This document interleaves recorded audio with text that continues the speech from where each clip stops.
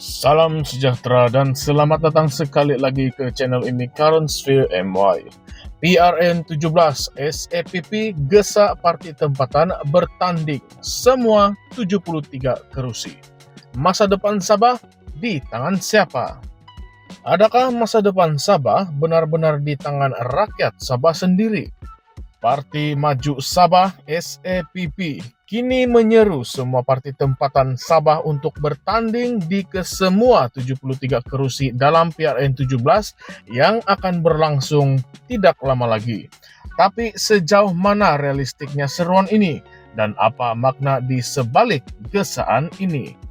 Ketua Penerangan Parti Maju Sabah SEPP Chin Vui Kai baru-baru ini mengeluarkan kenyataan yang cukup berani menggesa semua parti politik tempatan Sabah untuk bertanding di kesemua 73 kerusi dalam pilihan raya negeri Sabah ke-17. Menurut Chin, langkah ini penting bagi memastikan autonomi politik Sabah benar-benar berada di tangan rakyat negeri itu sendiri. Langkah ini bukan sekadar seruan biasa, tetapi satu usaha serius untuk memastikan Sabah mempunyai kuasa penuh dalam menentukan hala tuju politik serta pentadbiran negeri tanpa campur tangan pihak luar. Beliau menekankan bahwa kerjasama antara Parti Sabah dengan gabungan politik nasional seringkali menghadapi kekangan dalam memperjuangkan hak-hak negeri di bawah struktur keputusan nasional. Banyak batas yang dihadapi oleh parti-parti ini terutama dalam isu-isu penting seperti hak minyak dan gas, pendidikan, serta pembangunan infrastruktur yang sering dipengaruhi oleh agenda nasional yang tidak selari dengan keperluan khusus Sabah. Chin turut mencadangkan agar parti-parti nasional mencontohi pendekatan yang diambil semasa pilihan raya negeri Sarawak, di mana gabungan seperti Perikatan Nasional dan Barisan Nasional tidak bertanding sebagai tanda hormat kepada autonomi negeri Sarawak. Pendekatan itu dilihat berjaya dalam memberikan ruang kepada parti-parti tempatan untuk lebih bebas menentukan hala tuju politik mereka tanpa sebarang tekanan atau kompromi dari pihak luar. Langkah serupa di Sabah menurut Chin akan menjadi bukti nyata bahwa Parti Nasional benar-benar menghormati prinsip autonomi yang telah dipersetujui dalam Perjanjian Malaysia 1963. Namun, gesaan ini turut menimbulkan persoalan yang sangat besar. Sejauh manakah parti-parti tempatan di Sabah bersedia untuk bertanding di kesemua 73 kerusi? Adakah mereka mempunyai calon yang benar-benar berkelayakan, mampu memimpin, dan mempunyai kredibilitas tinggi di setiap kawasan pilihan raya?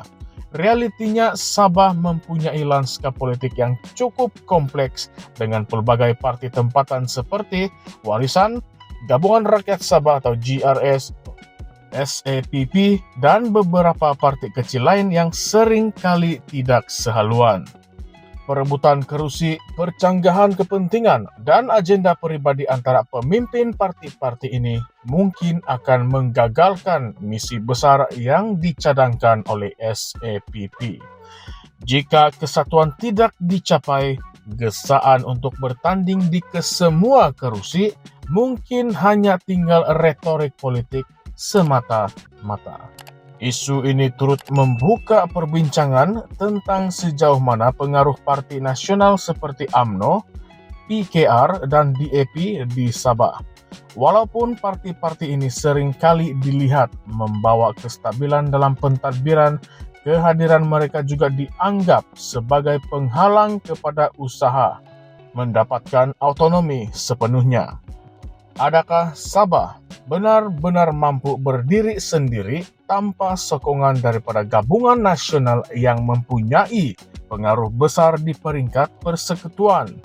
Ini adalah persoalan yang perlu dijawab oleh pemimpin-pemimpin tempatan sebelum membuat sebarang keputusan drastik dalam PRN 17 nanti. Dalam konteks sejarah, isu autonomi Sabah bukanlah sesuatu yang baru.